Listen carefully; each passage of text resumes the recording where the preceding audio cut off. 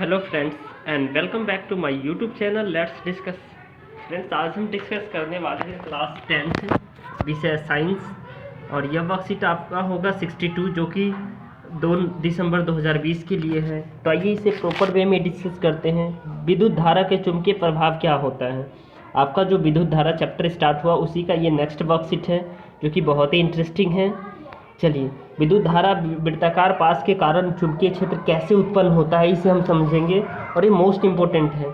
चुंबकीय क्षेत्र हर बिंदु पर के संकेंद्रीय वृत्तों द्वारा दर्शाया जा सकता है। जब हम वृत्त से दूर जाते हैं तो वृत्त निरंतर बड़े होते जाते हैं। विद्युत धारावाही तार के प्रत्येक बिंदु से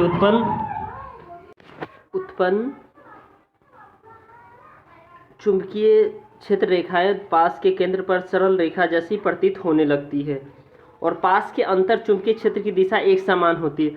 अर्थात जो चुंबक होता है, जैसे आपने साउथ पोल नॉर्थ पोल यानी जो है ना, आप दक्षिण और उत्तर आप देखते हैं, तो जब प्लस प्लस होता है चार्ज तो ये एक दूसरे को दूर भगाता है। ये मैग्नेट जब माइनस माइनस होगा चार्ज तो ये भी एक दूसरे को दूर भगाएगा।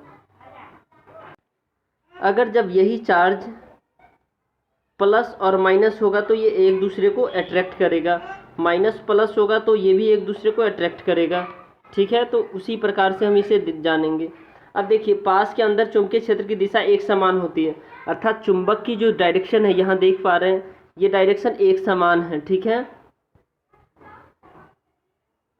अब देखिए, विद्युत धारावाही वृत्ताकार पास के चुंबकीय क्षेत्र को प्रभावित करने वाले कारक, यानी चुंबक क्षेत्र डायरेक्टली चालक के में प्रवाहित होने वाली धारा के होते हैं, और चुंबकीय क्षेत्र डायरेक्टली प्रोपोर्शनल होते हैं 1/4 चालक से दूरी का, और चुंबकीय क्षेत्र डायरेक्टली इन्वर्सली प्रोपोर्शनल होते हैं कुंडली के फेरों की संख्या का, और चुंबकीय क्षेत्र संयोजित है प्रत्येक फेरे का चुंबकीय क्षेत्र दूसरे फेरे के चुंबकीय क्षेत्र में संयोजित होता है, क्योंकि विद्युत धारा की दिशा हर वृत्ताकार फेरे में समान होती है। यानी विद्युत धारा की जो दिशा है वो हर वृत्ताकार फेरे में समान होती है। अब परिनालिका क्या है, जो कि बहुत ही इंपॉर्टेंट है। परिनालिका आपको आनी चाहिए और ये आपके एग्जाम में पूछे भी जाते हैं। परिनालिका पास लिपटे विद्युत रोधी तांबे के तार की बेलन की आकृति की अनेक फेरों वाली कुंडली को परिनालिका कहते हैं। परिनालिका का चुंबकीय क्षेत्र क्षण चुंबक के जैसा होता है। कैसा होता है? क्षण चुंबक के जैसा होता है। परिनालिका के अंदर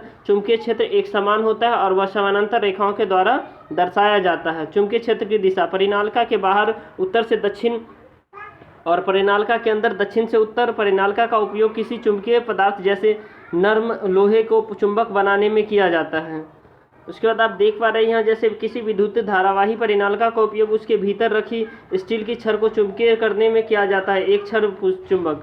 अब देखिए, विद्युत चुंबक और अस्थायी चुंबक दोनों में अंतर क्या है, ये आपके एग्जाम में मोस्ट इंपॉर्टेंट है, जो आपके पूछा जाता है। ठीक है आपको, तो आइए इसमें जो कुछ क्वेश्चन है उसे हम पढ़ लेते हैं, फिर इसके सॉल्यूशन को देखेंगे। विद्युत धारावाही वृत्ताकार पास के चुंबकीय क्षेत्र को प्रभावित करने वाले कारक कौन कौन से, और मेज के तले में पड़े तार के वृत्ताकार पास पर विचार कीजिए। मान लीजिए कि इस पास में दक्षिणावर्त विद्युत धारा प्रवाहित हो रही है। दक्षिणावर्त हस्त अंगूठा नियम को लागू करके पास के भीतर चुंबकीय क्षेत्र की दिशा ज्ञात कीजिए। विद्युतीय चुंबकीय क्या है, यह कैसे बनाया जा सकता है, और परिनालिका क्या है, परिनालिका में एक समान चुंबकीय क्षेत्र कहाँ होता है, और विद्युत चुंबक व अस्थायी चुंबक में अंतर को स्पष्ट करना है। तो आइए, ये जो क्वेश्चन है आपका अस्थायी चुंबक और विद्युत चुंबक दोनों में अंतर को हम देखेंगे क्वेश्चन आंसर में। चलिए दोस्तों, अब क्वेश्चन नंबर हम फर्स्ट कर देखते हैं। विद्युत धारावाही वृत्ताकार पास के चुंबकीय क्षेत्र को प्रभावित करने वाले कारक कौन कौन से हैं। तो विद्युत धारावाही वृत्ताकार पास के चुंबकीय क्षेत्र को प्रभावित करने वाले कारक जो है ना, चुंबकीय क्षेत्र डायरेक्टली प्रोपोर्शनल होता है चालक में से प्रवाहित होने वाली धारा का, और चुंबकीय क्षेत्र इन्वर्सली प्रोपोर्शनल होता है 1/1 में चालक से दूरी। यानी डायरेक्टली प्रोपोर्शनल क्या होता है, अगर एक बढ़ेगा तो एक घटेगा, और अगर चुंबकीय क्षेत्र इन्वर्सली प्रोपोर्शनल 1/4 चालक का। ठीक है, अर्थात जो है ना क्या होता है, ये अगर बढ़ेगा तो ये घटेगा, ये घटेगा तो ये बढ़ेगा। ठीक है, अब ये चुंबकीय क्षेत्र बढ़ेगा तो चालक के से दूरी घटेगा, और चालक से दूरी बढ़ेगा तो चुंबकीय क्षेत्र घटेगा।